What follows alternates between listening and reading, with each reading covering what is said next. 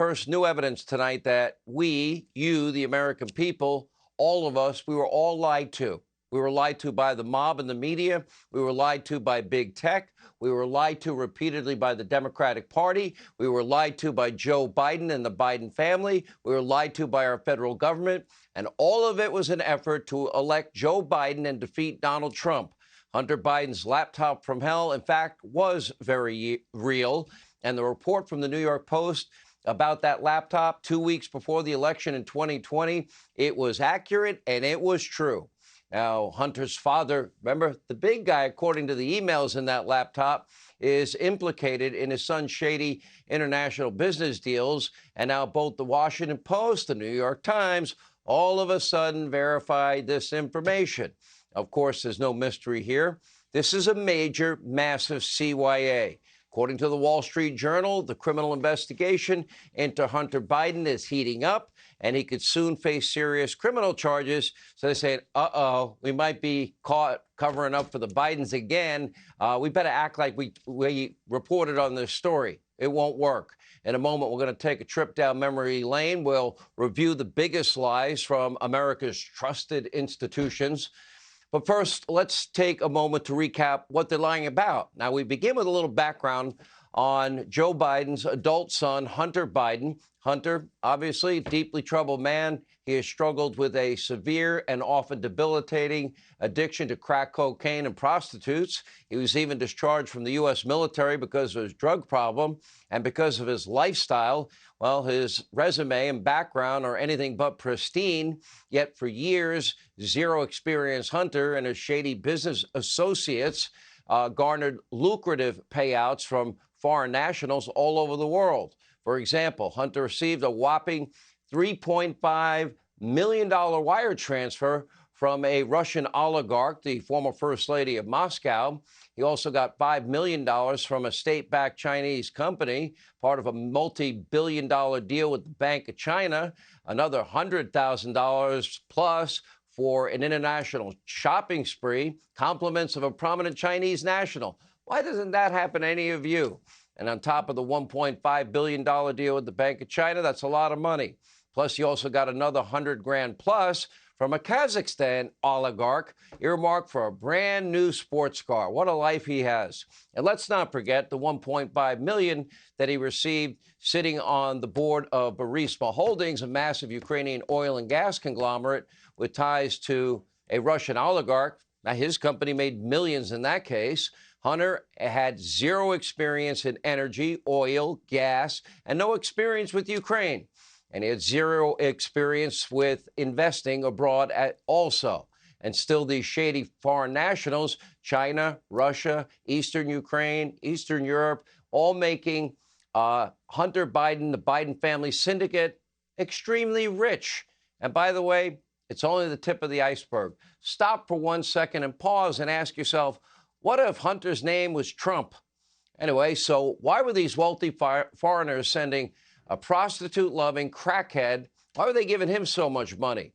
Because his dad was a prominent senator, remember, turned vice president. A lot of this happened when Joe was vice president, and the world knew that Joe had presidential aspirations. Now, they were paying for access to the highest levels of our government, and it appears they got it.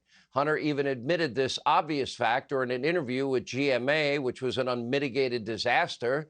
And let's not forget, as Vice President Biden withheld that billion taxpayer dollars in loan guarantees from Ukraine, you're not getting the billion until you fire that prosecutor. Think about this.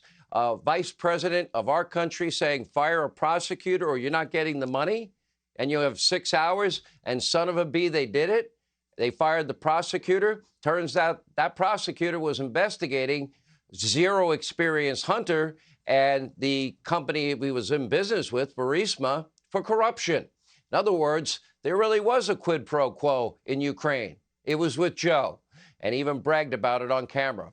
But according to Joe, he never, ever, one time, never, ever, ever, ever, ever spoke with his son about his business deals ever. Just never came up. Take a look. Mr. Vice President, how many times have you ever spoken to your son about his overseas business dealings? I've never spoken to my son about his overseas business dealings. I have never discussed with my son or my brother or anyone else anything having to do with their businesses, period. And what I will do is the same thing we did in our administration. There will be an absolute wall between personal and private and the government. Do you stand by your statement that you did not discuss any of your son's overseas business dealings? Yes, I stand by that statement. We all now know that is a flat-out lie. We have evidence to prove it. And not only did Joe know about his son's business partners, he actually met with them. Now, here's Joe and Hunter. They're pictured with Hunter's favorite Kazakhstan oligarch. And here's Joe with Hunter's Mexican business associates. But it gets worse. While then Vice President Joe Biden met with Hunter's partners, Hunter, well, he was paying daddy's bills. And according to emails and text messages on the laptop from hell, Hunter acted like a bagman for the entire Biden family syndicate, raking in cash, paying off all the bills. Clearly, this raises massive concerns about whether or not your president, the president of the United States, Joe Biden, was compromised. Now, the media mob, weren't they interested if there was any Trump-Russia collusion that turned out to be a big conspiracy theory lie? Why aren't they interested in this? Now, those with Trump derangement syndrome, they didn't care. They were so desperate to beat Donald Trump, they did their very best to cover all of it up. In October 2020, social media giant Twitter, remember this? They locked the New York Post out of their own account for daring to publish the very true laptop story. Now, Twitter users, they were also blocked from sharing the report, even in private messages. Facebook, they censored the report as well.